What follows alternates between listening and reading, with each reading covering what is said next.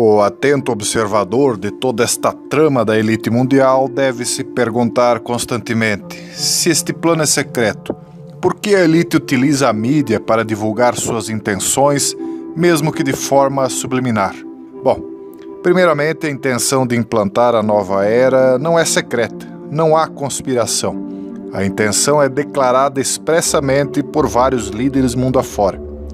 A palavra conspirar significa respirar de forma próxima, ou seja, falar de forma tão baixa com um cúmplice a ponto de se necessitar estar face colada em face para ouvir o outro e, por consequência, ter de respirar em conjunto o mesmo ar. Daí a palavra conspirar. Ora, se os líderes falam abertamente em implantar uma nova ordem, não conspiram. O que pode estar sendo conspirado são os detalhes destes planos, mas não o plano em si, que já está exposto a todos. E quanto à divulgação de certas coisas pela mídia? Bom, aí não estamos falando de divulgação das intenções de um plano, mas de implementação dele, que é feito através do plantio subliminar de uma semente, a semente de uma nova era.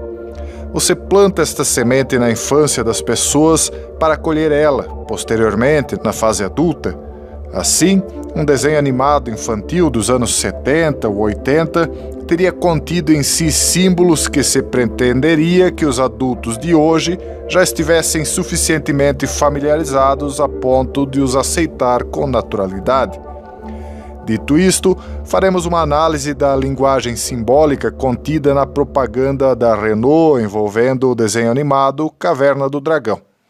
Porém, antes disto, é preciso fazermos uma digressão para explicar tanto a quem não conhece a série quanto para quem a conhece alguns significados ocultistas envolvendo os personagens principais da trama Dungeons and Dragons.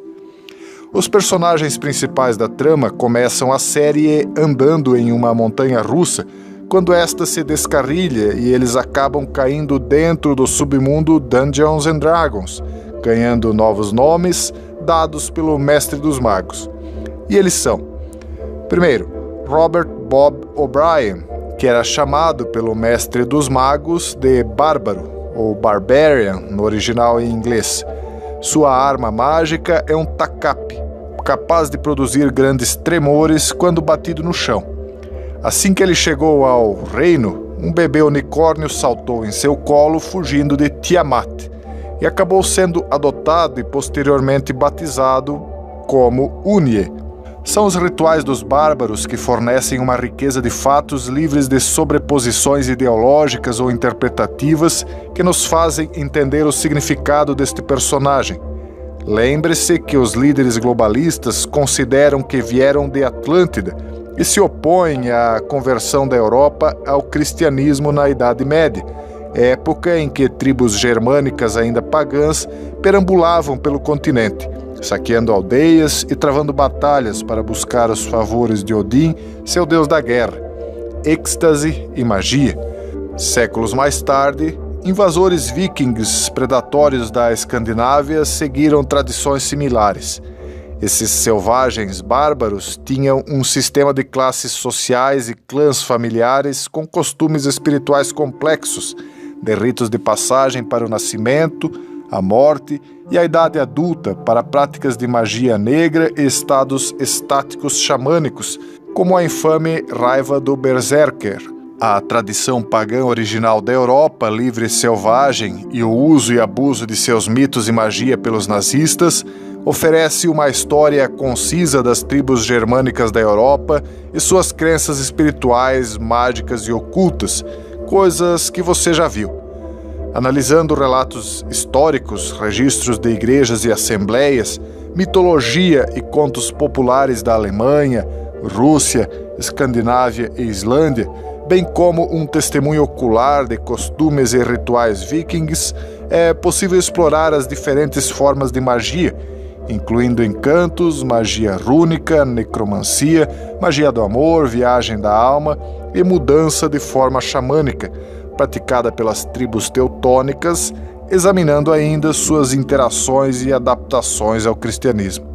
Bob, o bárbaro da trama Caverna do Dragão, é o mais novo dos personagens, tendo caído no submundo quando tinha 8 anos de idade, e parece querer demonstrar a infância da Europa, seus primeiros passos, dando a dica para que se busque informações sobre sua classe social e estrutura de clãs, ritos de passagens e seus mais importantes deuses e deusas como Odin, Loki, Thor e Freyja, insinuando como é somente através da compreensão das raízes mágicas bárbaras que se pode ver os remanescentes de uma linguagem, cultura e espírito que foram levados até os tempos modernos.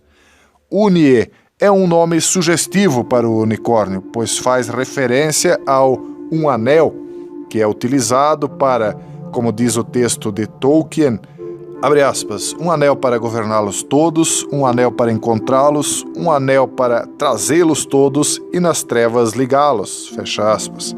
Na trama, é justamente este unicórnio que é utilizado para manter os personagens nas trevas, presos dentro da Matrix da Caverna do Dragão, pois a cada vez que eles tentam sair, o Unie acaba causando algum problema que os impede de escapar. A única utilidade do unicórnio em toda a história é esta: controlar e manter os heróis presos naquela Matrix.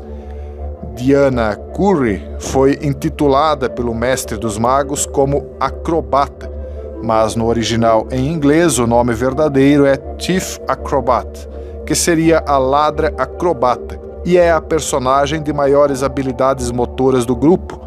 Sua arma mágica é um bastão, capaz de aumentar e diminuir de tamanho e que a possibilita demonstrar suas habilidades acrobáticas.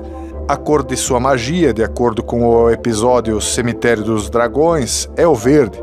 Em seu papel de destaque no episódio O Filho do Astrólogo, Child of Stargazer, no original, Hank afirma ao personagem coadjuvante chamado Kozar que Diana foi campeã juvenil 2 anos seguidos em ginástica no seu estado, e no mesmo episódio sabe-se ainda que seu pai era um astrônomo.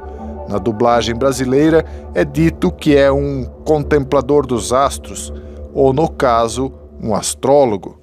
O nome Diana lembra ainda o da deusa europeia.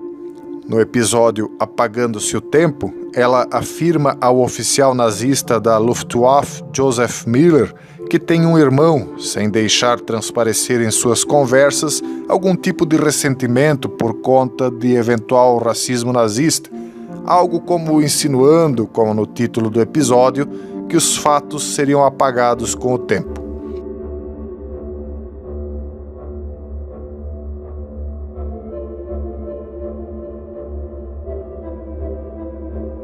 Eric Montgomery é chamado pelo mestre dos magos de Cavaleiro, Cavalier no original, e a cor de sua magia é o dourado. Sua arma mágica é um escudo mágico de cor amarela, com uma águia desenhada no centro.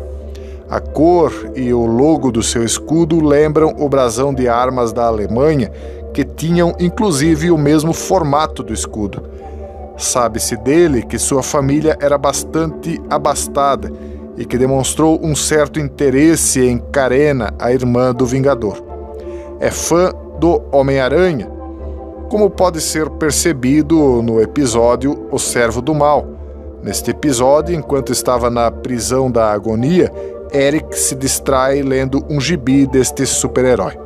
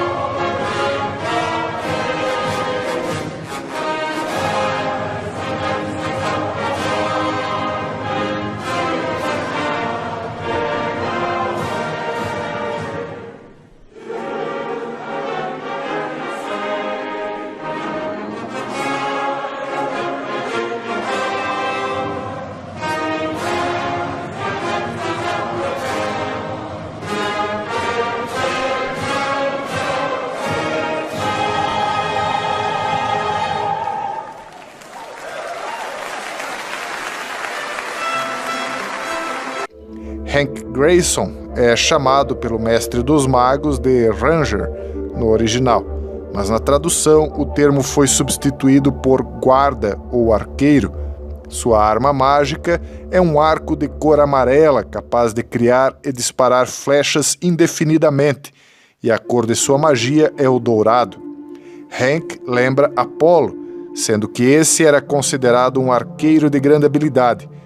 Com 1 ano de idade, Apolo seguiu a serpente Piton, que era também inimiga de sua mãe, e a matou com flechadas. A partir deste momento, foi considerado um grande arqueiro. O seu arco disparava dardos letais que matavam os homens com doenças ou então mortes súbitas. O poder de Apolo se exercia em todos os lugares da natureza e do homem.